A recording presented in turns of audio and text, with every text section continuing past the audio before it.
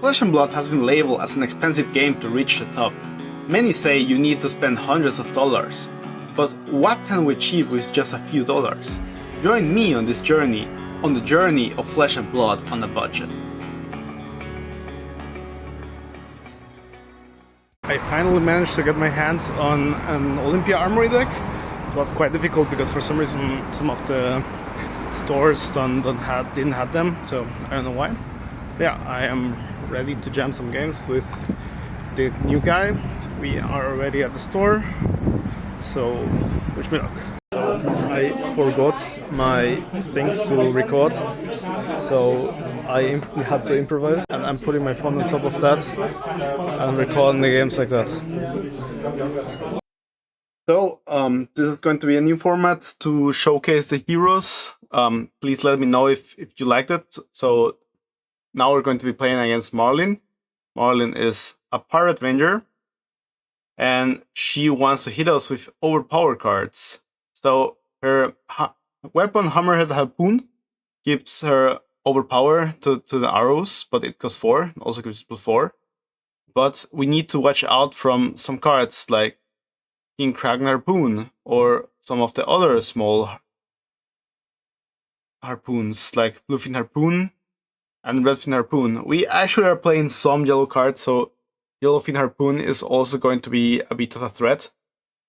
So we need to care about that, but we have some amount of reaction cards in our deck, so I'm quite happy that we are able to block well, even though we are missing some of the reaction cards. But also cards like Kingshire Harpoon, they don't have effect on us, but are pretty good against other decks.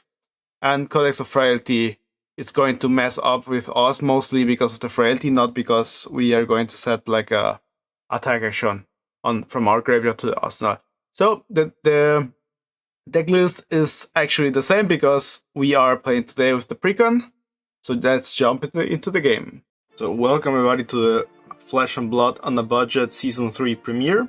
Our first opponent today is going to be a Marlin. I think this is a fairly new player, so it's going to be a kind of even match with the Armory deck versus this player. So I get to start, and my hand doesn't look that good, so I just swing my blade to filter. My opponent is also able to filter one card from his hand. In this case, a big Kraken Harpoon. And that's one of the harpoons we should be afraid of, because we have a lot of actions on the deck. So our opponent then cracks his gold, loads a Shallow Water Harpoon, plays Lace with Inertia, and a gold tip, and swings at us for 11. It's not overpowered, but we could have blocked it even if it was overpowered, so we don't really care that much about it. So I just put all my hand in front and go to the next one. And now it seems my Mario pulling bricked. Didn't even want to just play the card pitch from the top deck, and didn't even want to do Arsenal, so I thought that was a bit weird. But after looking at the game, I see my opponent had the Hold the Line, I think it's called the card. So I swing gold, and I come for a huge number. I didn't have a die for this amount of number. I'm swinging for 15, and my opponent blocks 4 of that. I gain 2 gold, 1 from my ability and 1 from the Witch Gold ability. So and now I'm on the lead, since I managed to get a lot of damage and get gold while still having all my armor up, and my opponent is on the back foot at the moment. A King Kraken Harpoon gets pitched from the top, and my opponent plays Bluefin Harpoon from the Banished Zone, thank you to the block card. It means it's coming overpowered for 11, so I have to block this, and I'm able to block it since I have a reaction in my hand. I use my big equipment sweep to do it, and then I attack. I wage a courage, so I'm thinking, okay, this is looking good. I'm coming for 7, waging courage. I'm still ahead of life. I mean, I might have used my equipments, but I'm still fairly ahead on life. So my opponent just blocked 7, IPs himself in 1 Arsenal passes. I think he was planning on IPing himself. He should have just blocked 9 with the 3 cards from hand, unless I think none of the cards were like a non-block. So my comeback now, it's coming for a huge amount that my die cannot depict. I think that's 13 dominated twice basically. And I used this opportunity to set up an arsenal and also to page 1 to reset my waging dynamos. And now my opponent is playing with like a full grip and start playing with the catch whatever big thing. So draws discards the Golfing Harpoon, basically paying 2 to draw a card and to get +4. And now this King Shark Harpoon on the arsenal and then gets swung on me for fairly large numbers. The thing about the King Shark Harpoon is I don't really care about it, because at the moment I'm playing 0 attack action cards on my deck, so that's fairly irrelevant, and I just get hit by that, and I reveal like my opponent looks at my hand and nothing happens. But I get the inertia that is going to be relevant. So Checker Race being one of the best cards now available to Warriors, since the red one is a 0 for 4. So it's something that Warriors haven't had access to since Haunted, and those 0 for 4s are only for daggers. So now being able to get like a 0 for 4 on a sword makes it fairly huge. So I swing at the checkmate, and then I swing for 3. But if I wager later, it's going to gain the +3, so I use my helm, crack my helm, gain 2 more golds, and coming for 7. Sadly, I lose my arsenal due to the inertia, but that's the cost of living. And my opponent now loads one of the fairly relevant harpoons in the form of the King Kraken Harpoon, and this time I had 0 reactions in my hand. So I had to block that weirdly, and now I am forced like to pitch 1 red card, because I also did the mistake to not crack my chest. I think this is like an error that I have been doing like a couple of times, but I don't know, it's simply just like a weird error, because I don't really know the deck that much, so I need to find out at what moment I want like to crack the chest. But I think in future episodes I'm going to be switching to the other chest. So and in that case, I'm going to not be playing with the bigger chest anymore, but it's going to be in the sideboard most likely. So now you can see I value a bit more like the bigger generation, waiting for vigor. Since if I have a vigor, I can play like a 1-cost wager and then swing for 7, making it basically a 1-card 7, something that's really huge on tempo. But again, I need those vigors. And my opponent plays like a power card in the form of 3 of a kind. That card allows my opponent to draw 3 cards, but my opponent can't play any card from hand. And in this case, I just get hit by a Remorseless with a Seek and Destroy, meaning each time I play an action card, I lose 1 life, and on top of that, I am going to be losing my arsenal if I want to set up 1.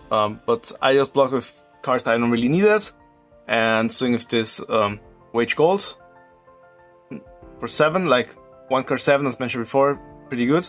And if my opponent decides to block, I also had the take the upper hand and leave my opponent just at 1.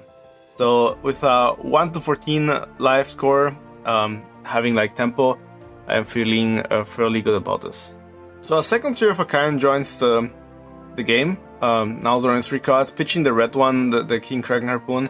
Must be like a bit awkward. My opponent draws like 3 cards and was able like to pay for 4 for the cannon and 2 for the attack, meaning now it's coming for a 9 overpower, a Shallow Water Harpoon. I don't really care that much because I have like no arsenal, so I'm just able to tank some damage from that, putting just my waging dynamos in front and finishing the game the next turn with a like huge attack. The round 2 is also going to be against a pirate hero, this time against Puffin, pirate mechanologist.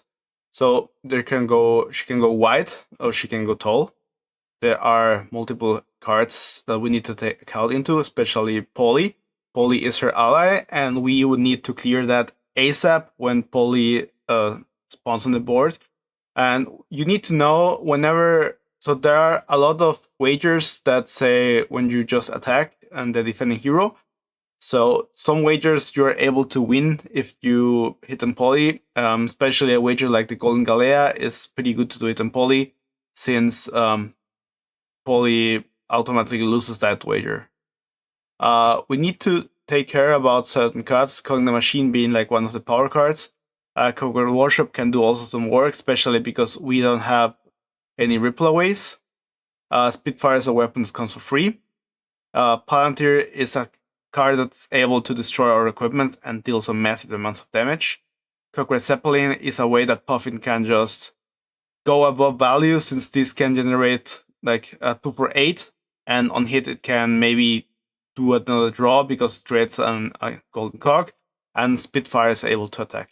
Unicycle is a start and play, stay and play card that is going to be like fairly relevant for this game, because we need to know whenever Unicycle is alive, it can enable a Cockrate Zeppelin or a Palantir.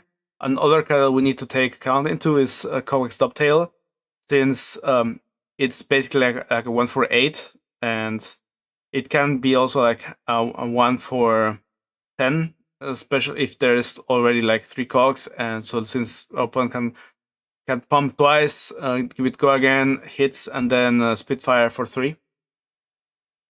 We are going to be playing round 2 against Puffin. I won die roll, so I let Puffin go first.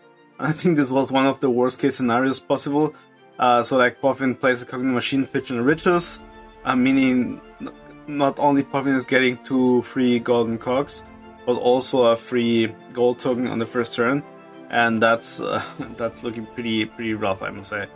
And my turn isn't like the greatest as well. I play like the draw wager and I swing, and my opponent was like, no blocks. I had an Iron Song response in my hand, and I just put it in Arsenal, thinking I'm going to be using it like soonish, but oh boy, was I mistaken. And like now I get hit by a soup up with a gold wager, so I'm not the only one that can wage gold. So the thing is, my opponent already activated poly, so I want to kill that poly. And now I block this, because this way I either take 1 card from my opponent's hand or I get like 1 extra gold for free. So this is like a must block, and in this case I block it.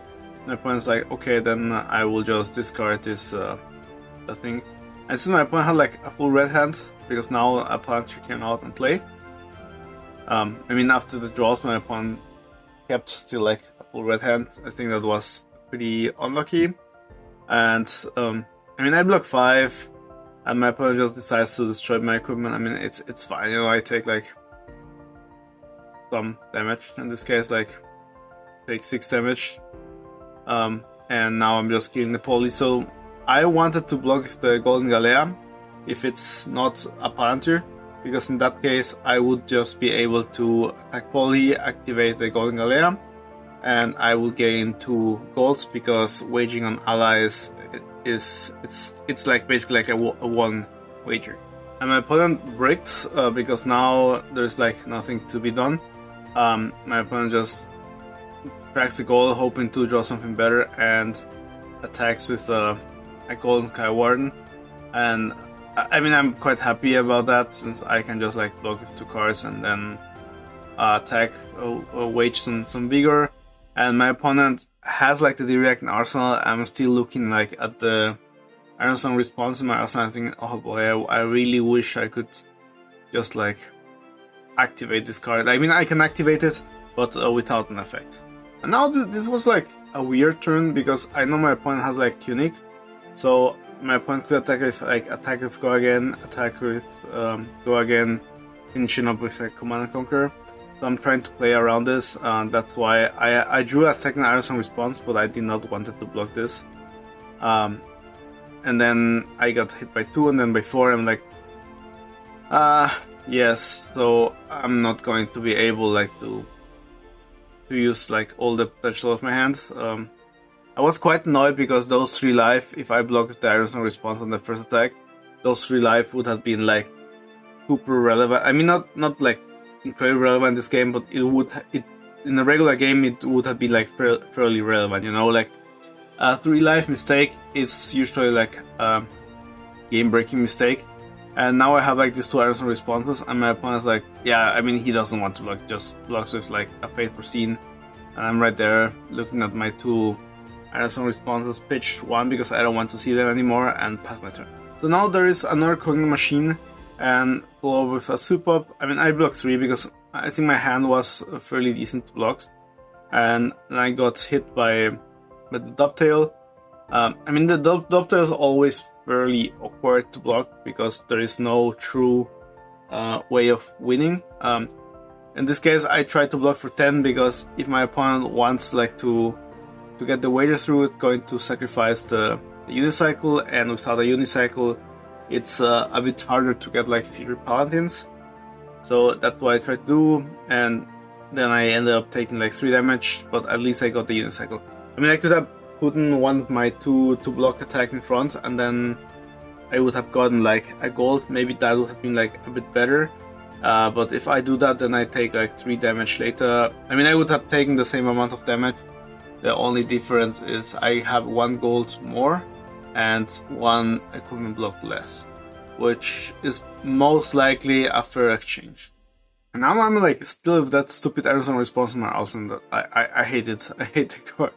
I think that's going to move into a sideboard as well against certain matchups. So Sky Skimmer, I block 3.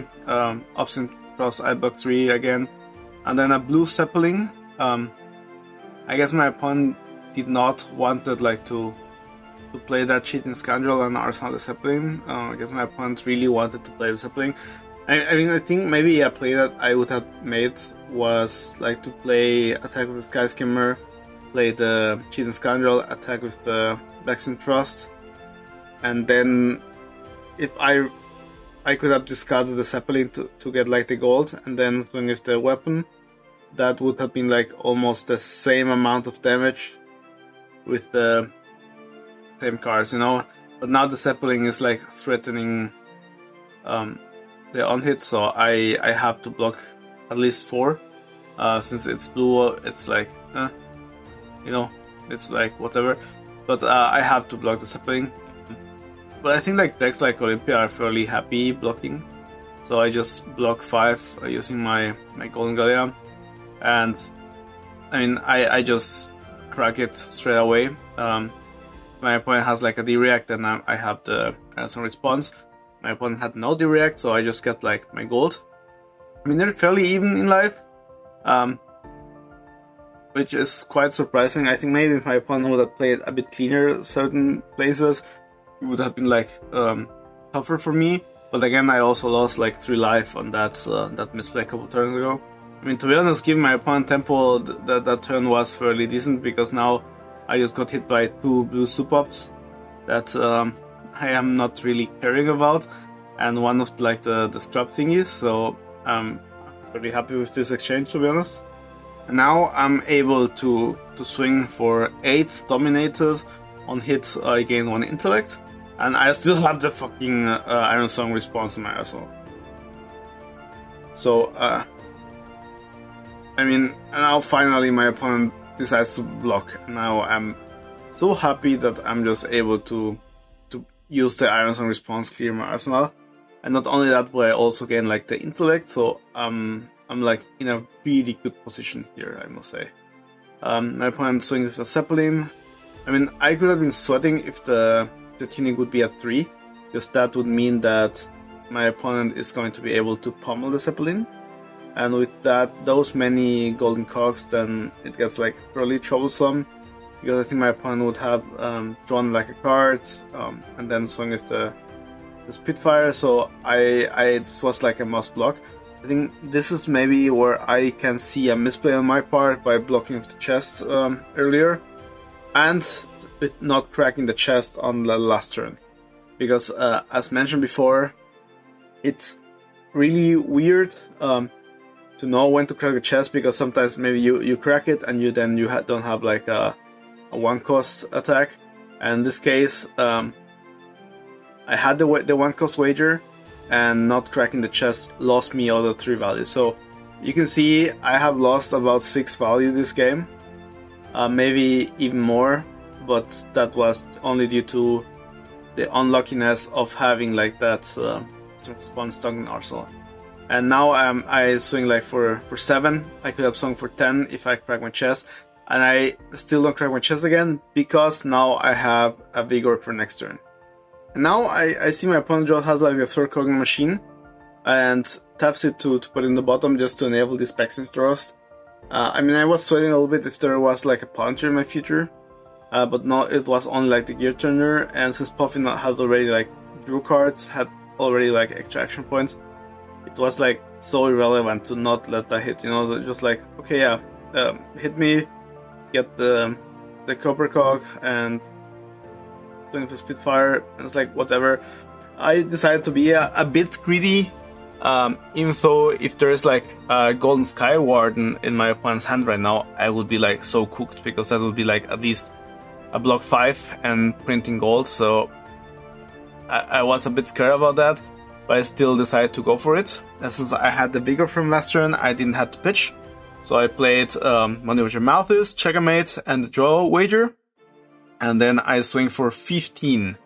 So I know his whole hand is not able to block 15 unless he has like a Skyward or like a D-Ring Arsenal. In that case, I would still get some equipment blocks from him. And now my opponent just blocks 3. And I layered the trigger so that I would draw first.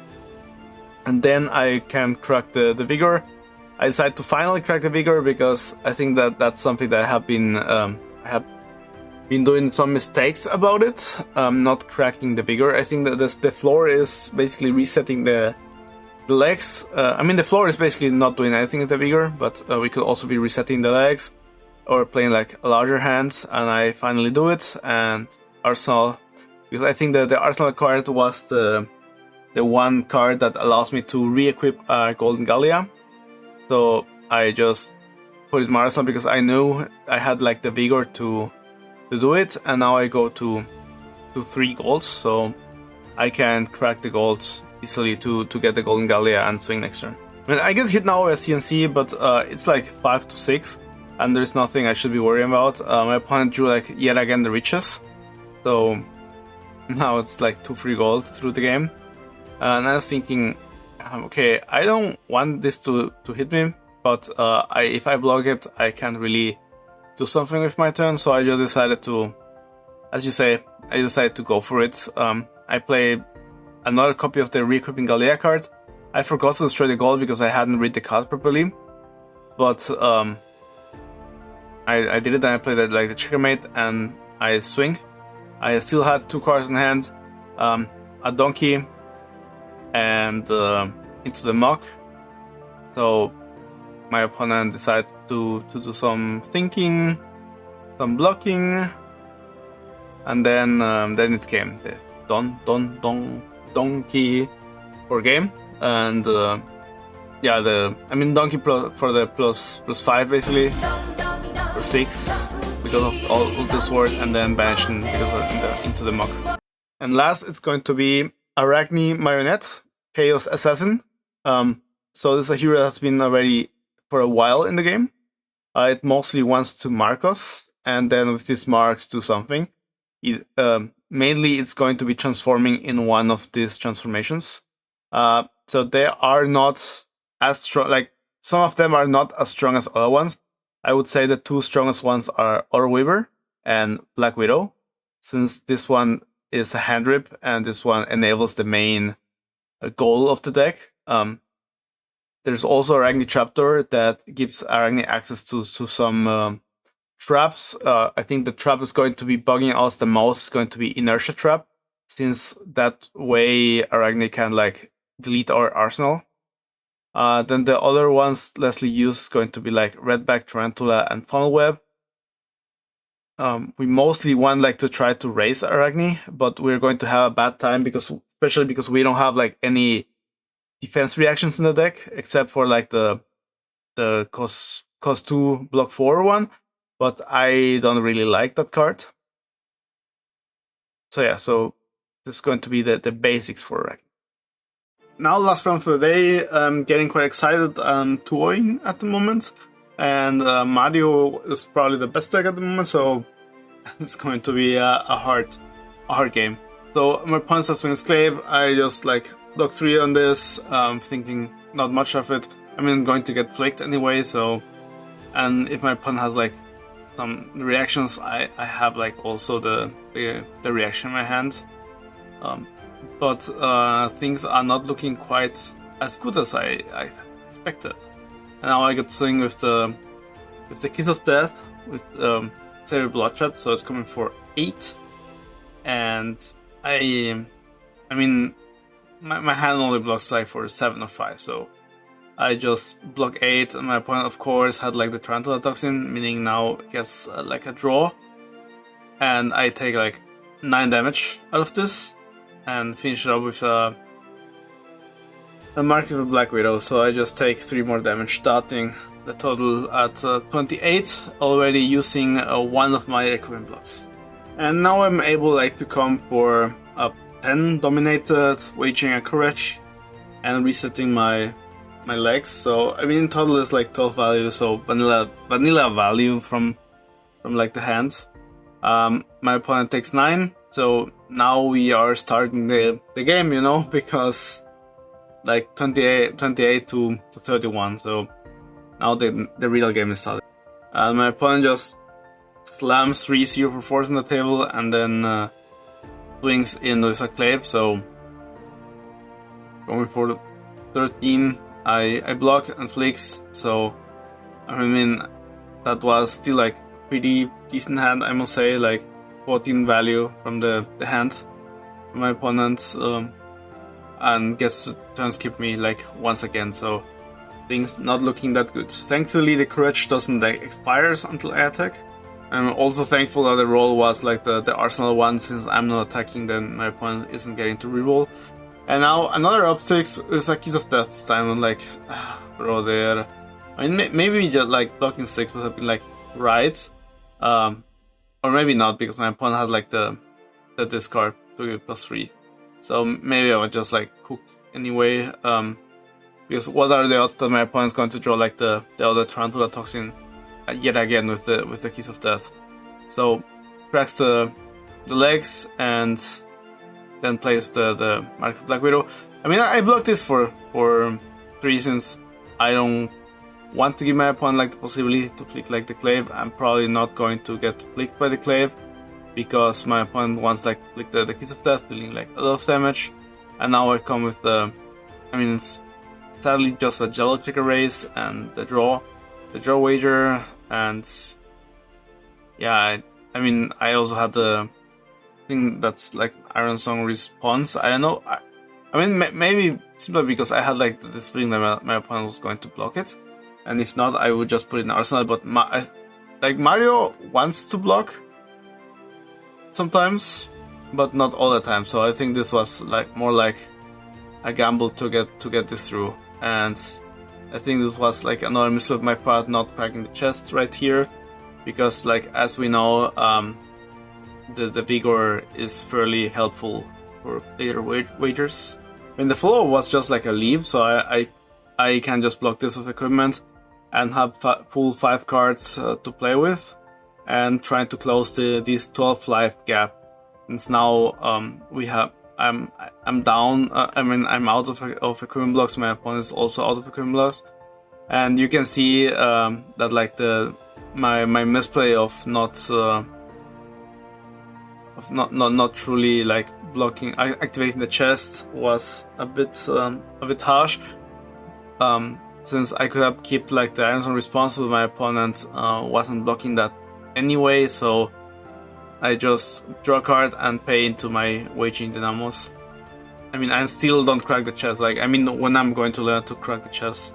I mean, now I get hit by like the third Kiss of Death. I'm just thinking like, okay, sure, bro. Like now 5 turns, 3 Keys of Death. I think I'm just like getting kinda cooked over here, you know. Just getting a bit cooked. So I go fairly low because I don't really want to block this Kiss of Death. I don't know, I'm just simply afraid of Tarantula Toxin. And since my opponent also has like the reactions, I had like to block 6 at least. And since my opponent also had like the shred, so I was cooked anyway. And I blocked the the pain in the backside, but that one got shredded. And I mean, I do my turn. I finally crack the chest, and my opponent goes like, okay, so because of the same cloth, and I mean, maybe I should have like expected a reaction down here, but my opponent would have needed like to have at least 2 reactions, because 1 reaction puts me just at 1, since I would be blocking 6 against 8. So sorry, I would put me against at 2, not at 1. And my opponent has no other dagger to flick, so I mean, I should have maybe just like overblocked this. I'm honestly not so sure what I should have done. Like, the tunic says to me clearly that my opponent wants like to keep the 2 cards from hand instead of like over pitching, like pitching 2 cards. And now, of course, like 6 turns, and my opponent sees like double Tarantula Toxin and triple Tarantula Toxin and triple Kiss of Death. So I just straight up die this round. Gem pack pulls, nothing special. A 2-1 score, I mean, it's nothing to complain. I think the last game would have been way closer if I don't start at 28 life. If there's one card I absolutely hated from the deck, was the blue D-React. I think that's the first card I'm going to be cutting from the deck. But at 2-1, I drink to that. Cheers. And see you next week.